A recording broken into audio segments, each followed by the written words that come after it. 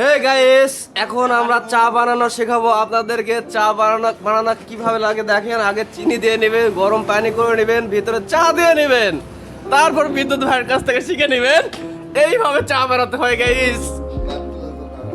আমাদের মাতুল আছে, চামচ নেই, চামচ ছাড়া মাতুল দিয়ে আমরা চামচের কাজ করি, কখনো কখনো প্লাস দিয়ে হাতুড়ের কাজ করি, কখনো কখনো রেঞ্জ দিয়ে প্লাসের কাজ করি।